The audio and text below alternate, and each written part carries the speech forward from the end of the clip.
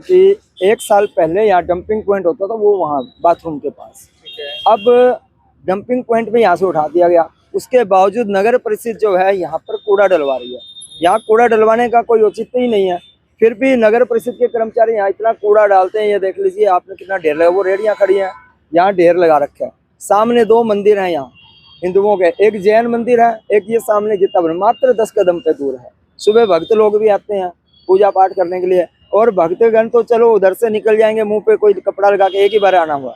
हम तो यहाँ 2400 घंटे रहने हैं जी। ये हमारे रेजिडेंस है, वो सामने मेरा रूम है देखो, और ये यहाँ से अभी भी हमारा एक बच्चा गिरा है, वैन से निकला और जैसे वो आया तो वहाँ एकदम से गिर पड़ा।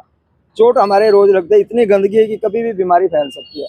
हम ये नहीं कहते कि कर्मचारी हड़ताल ना करें, वो अपनी मांग है, उनका अपनी डिमांड है, वो सरकार ने पूरी करनी है। हम पोस्ट ऑफिस वालों ने तो करनी नहीं कोई बात, लेकिन हमारे आगे कूड़ा क्यों फेंक रहे हैं, हमें ये समझ नहीं आ रही थी। ना कोई डंपिंग पॉइंट है, ना कोई और ये तो आज स्ट्राइक है। स्ट्राइक मानते हैं कि चलो उन्होंने कूड़ा डाल दिया होगा यहाँ, बिना स्ट्राइक के भी यहाँ यही हाल रहता है। आप कभी भी आगे देखना, यही हाल रहता है हमारे यहाँ। वहाँ से लेके यहाँ तक का ये कचरा पड़ा है। नगर परिषद में हमने बात की है, और भी कई जगह हमने फ़ोन किए, बातें की कि जी इसको हटवाओ, ये गंदगी ना पड़े, लेकिन किसी तरह की हमारी कोई सुनवाई नहीं है जी। और हमारा जीना दुभर है। हम तो ये सोच रहे हैं कि क्वार्टरों को खाली करके कहीं और रह लिया जाए। हालांकि देख पा रहे थे सर, गंदगी बहुत ज्यादा है, कूड़े के लंबे ढेर अंबार लगे हुए हैं यहाँ। जी यही तो मैं बोल रहा हूँ कि अभी तो बोल रहे हैं नगर परिषद की स्ट्राइक चल रही है, लेकिन स्ट्राइक तो चल रही है, लेकिन ये हमारे स्ट्राइक हमारे ऊपर क्यों, ये हमें क्यों सजा मिल रही है स्ट्राइक की जी?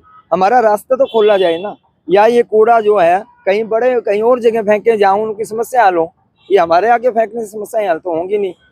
तो ये और कोई नगर परिषद का कोई पॉइंट भी नहीं है, ये डंपिंग पॉइंट भी नहीं है। डंपिंग पॉइंट है तो आप देख लीजिए, ओपन है, ओपन में कूड़ा फेंकना तो सरकार वैसे ही बोलती है भी गलत है, उसके बावजूद भी हमारे यहाँ गंद फेंका जाता है। क्यों फेंका जाता है वो आप उच्च अधिकारियों से पूछा जाए इनसे। भाई साहब, क्या कुछ कहना चाहेंगे आप? जिस तरह से पूरी की पूरी गंदगी है, और मैं देख रहा था कि आपका निकलना बड़ा मुश्किल है यहाँ से। यहाँ जी निकलना बहुत मुश्किल है, और पैदल भी चलना बहुत मुश्किल है, और इतनी दुर्गंध आ रही है बहुत ज्यादा। तो हम यही कहते हैं कि ज्यादा से ज्यादा कोशिश यही करें कि पब्लिक यहाँ पे न डालें, और अपना सहयोग हम करेंगे ना खुद का भी, हमें गंदगी नहीं फैलानी है, तो उसका भी हमें स्ट्राइक वालों को ये समर्थन की बात मान लो आप।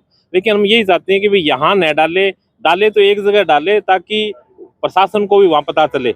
लेकिन ये हमारे दूसरा, हम इन लोगों से परेशान है। ये देखिए जी, ये सुबह आके यहाँ बैठ जाते हैं, शाम को ये निकलते हैं। हम ये जी अपने ये जो कागज बीनने हैं, ये वो लोग हैं कागज बीनने वाले, इनको कितनी बार हमने मना कर दिया, लेकिन ये लोग नहीं हटते, बोलते हैं तो लड़ाई करते हैं जी हमारे साथ। अब हम कर्मचारी लोग रह गए जी, अब लड़ाई किस किस से हम।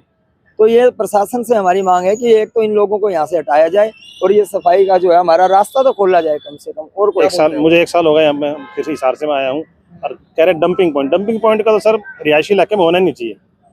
इस सिरसा में इतनी बड़ी जगह पड़ी है, आप वहाँ पे डलवाओ कूड़ा। और सबसे मेन बात क्या है सर, सुबह आके जेसीबी लाके सफाई भी कर देते हैं।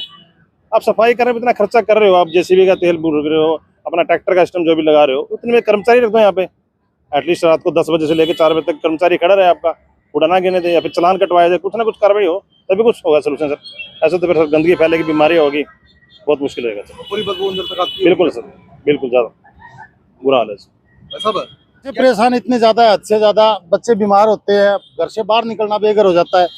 दूसरा जो लोग यहाँ सुबह से शाम तक ये कचरा इकट्ठा करते हैं, इनसे बहुत ज्यादा परेशान है।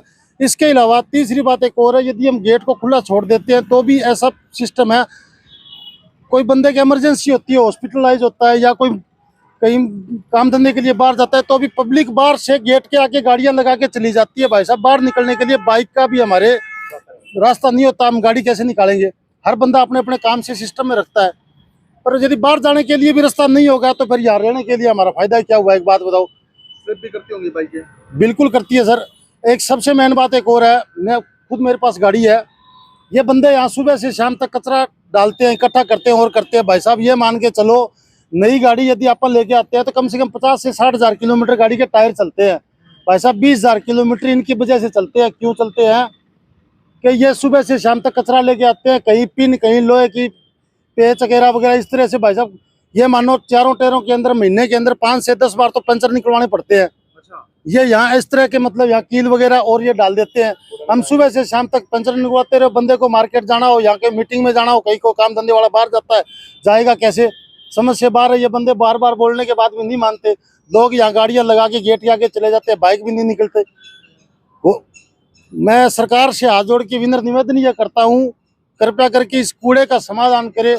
हमारे मेन गेट से निकलने के लिए हमें रास्ते का प्रावधान दे, और ये जो डेली सुबह से शाम तक जो कूड़ा यहाँ डालते हैं, जो ये लोग इकट्ठा करते हैं, इनको भी यहाँ से हटवाया जाए। सफाई कर्मचारी हड़ताल पर हैं और पोस्ट ऑफिस पर कूड़ा इकट्ठा होता है और वहाँ के जो कर्मचारी हैं वो बार बार ये कह रहे हैं कि यहाँ पर डंपिंग पॉइंट खत्म हो चुका है, लेकिन उसके बावजूद नगर परिषद के जो कर्मचारी है यहाँ पर कूड़ा डाल देते हैं। आज तो पूरा शहर के अंदर डंपिंग पॉइंट बना हुआ, क्योंकि पूरे प्रदेश में नगर पालिका कर्मचारी संघ की हड़ताल काल है और कल एक मीटिंग हुई है, वार्ता हुई इनके साथ, वो भी 4 दिन के लिए उन्होंने और एक्सटेंड कर दिया है। ये हड़ताल 4 दिन और चलेगी।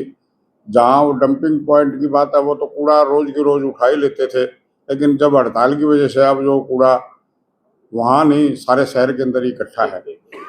हाँ सर, बार बार ये भी कहा जा रहा है कि नगर परिषद वहाँ कूड़ा फेंकती है। ऐसा है नहीं। अगर किसी पे इसका कोई सबूत या तथ्य द्वारा कोई शिकायत करेगा तो उस पर हम कर्मचारी पे एक्शन लेंगे। फिलहाल तो अभी तो हड़ताल ही है, ऐसा तो कोई कर्मचारी है नहीं भी अब हड़ताल में कोई वहाँ कूड़ा डाल के आता होगा। हड़ताल खुलने के बाद में भी आपकी कोई शिकायत होगी तो हम बैठेंगे। और एक हमारे साथी ने न्यूज़ लगाई कि भी 300 कर्मचारी तो जो सरकार के ठेके पे लिए हुए हैं वे हैं, और कर्मचारी जो सरकारी है वो तो 250 ही हैं। 300 कर्मचारी वो दूसरे उनको बुला करके कार्य करा लें। लेकिन आप लोग देख रहे हैं कि नगर पालिका कर्मचारी संघ के कर्मचारी तुरंत वहाँ पहुँचते हैं और उनको किसी को भी काम नहीं करने देते। एक बात मैं उस भाई ने जिसने कही है, भाई ये होना चाहिए, एक बार आके अपना कार्य करके तो देखे, सफाई का सेवा का कार्य करके तो देखे। जब तक इनकी हड़ताल है इसमें थोड़ा सहयोग करें, संयम से काम लें और अपनी सफाई का थोड़ा सा 5-4 दिन जब तक इनकी हड़ताल चले इसमें थोड़ा सा सहयोग करें।